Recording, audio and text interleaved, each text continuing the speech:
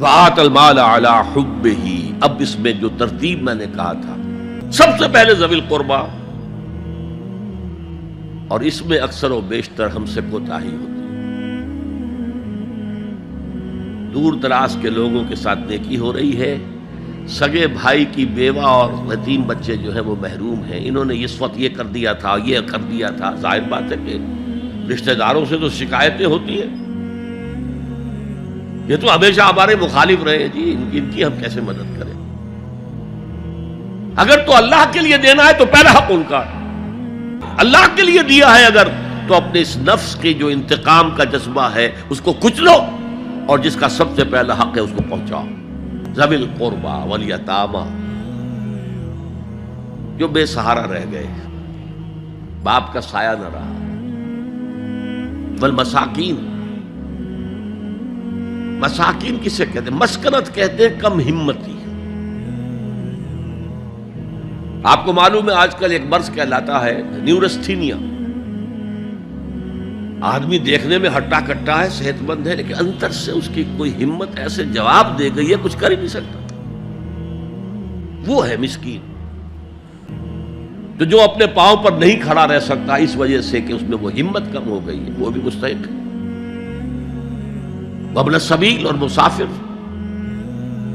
پرانے زمانے میں آپ کو معلوم ہے نہ سرائیں تھیں، نہ کچھ اور تھا، نہ ہوٹل تھے، پھر اگر کہیں راستے میں چوری ہو گئی، ڈاکہ پڑ گیا، تو آدمی جو ہے گھر میں خود ہے، کفیل ہے، اچھا ہے۔ اس وقت کی حالت ایسی ہو گئی۔ والسائلین، یہ ذرا تفصیل طلب معاملہ ہے۔ اسلام کی تعلیم بڑی متوازن ہے، ایک طرف سوال کی مذمت ہے، مت اپنا دستے سوال دراز کرو کسی کے سامنے۔ جو شخص ہاتھ پھیلاتا ہے مانگنے کے لیے، وہ اپنی عزت نفس کو ہتھیلی پر رکھ کر آپ کے سامنے پیش کر رہا ہے، اور آپ ٹھوکر مار دیتے ہیں اس کی عزت نفس کو۔ مانگو اللہ سے، اللہ کسی کے دل میں ڈالے تمہاری ضرورت پوری کر سکتا ہے، بغیر اس کے کہ تم کسی کے سامنے دستے سوال دراز کرو۔ تو سخت مذمت ہے، اور خاص طور پر بیگری جو ایک انسٹیٹیوشن بن گیا ہے، ایک پیشہ بن گیا ہے، وہ تو اسلام کی تعلیمات کے منافی ہے۔ اور جس طرح کی ہم خیرات بانٹتے ہیں، 5 روپے کا نوٹ دے رہے ہیں مانگنے والوں کو، مسجدوں کے باہر سمجھ رہے ہیں ہم نے حاتم طائی کی خبر کو لات مار دی، حالانکہ حقیقت میں آپ انسٹیٹیوشن آف بیگری کو سپورٹ کر رہے ہیں۔ کسی ایک کو لے لو، آؤ چلو مجھے اپنا گھر دکھاؤ، مجھے بتاؤ تم واقعی اس قابل ہو یا نہیں ہو، اور پھر اس کی مدد کریں، لمسم کریں، پھر وہ 5 روپے نہیں ایسی دیں کہ وہ کچھ اپنے پاؤں پر کھڑا ہو سکے۔ والسائلین وفی الرقاب، لیکن دوسری طرف سائل کو جھڑکنا نہیں ہے۔ اما السائل فلا تنہر، جھڑکو نہیں، اچھا بھائی نہیں، معاف کرو میرے پاس اس وقت آپ کی مدد کے لیے کچھ نہیں ہے، میں کچھ نہیں کر سکتا۔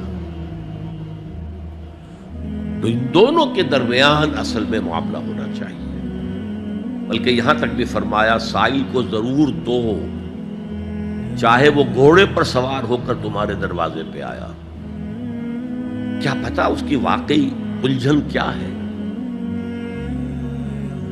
تو سوال کی مذمت اور سائل کو جھڑکنے کی ممانعت، حتی الامکان خالی ہاتھ نہ لوٹاؤ، اس نے اپنی عزت نفس اپنی ہتھیلی پر رکھ کر تمہاری سامنے پیش کر دیا، اسے ٹھوکر نہ مارو۔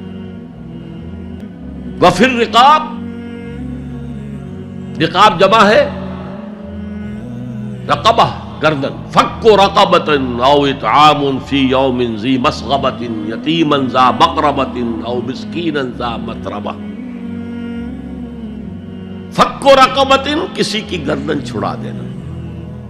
اس وقت سب سے بڑی اپلیکیشن اس کی تھی، غلاموں کو، کنیزوں کو اپنے پیسے سے خرید کر آزاد کر دینا، بہت بڑی نیکی، بہت بڑی نیکی۔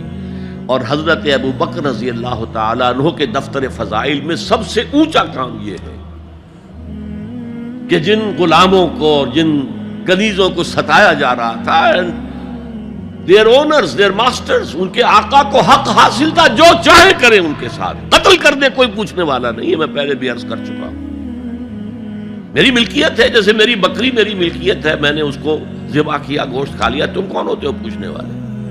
میرا غلام تھا، میں نے قتل کر دیا، تم کون ہو پوچھنے والے؟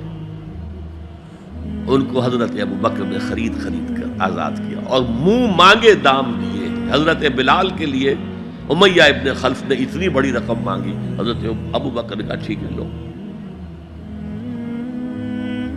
باپ نے کہا بھی ابو قحافہ نے، ابو بکر کو کوئی غلام خریدنا ہی تھا تو کوئی طاقتور آدمی جو کام آ سکے کہیں، اس کو خریدنا چاہیے۔ مجھے کیا پتا ابو بکر کس لیے خرید رہا اور کس کے لیے خرید رہا ہے۔ آج کے دور میں اس کی اپلیکیشن ہوگی، کوئی شخص جو ہے اگر قرض میں اس طرح جکڑا جائے کہ لاکھ ہاتھ پاؤں مارے نکل نہیں سکتا، اس کو کوئی لمپ سم مدد دے کر اس قابل کیا جائے کہ وہ پھر اپنے پاؤں پر کھڑا ہو جائے۔ یہ نہیں کہ اسے آپ ہر مہینے کچھ رقم دیتے رہے مینٹیننس کے لیے، نہیں، اس سے تو وہ اسی پوزیشن میں رہے گا۔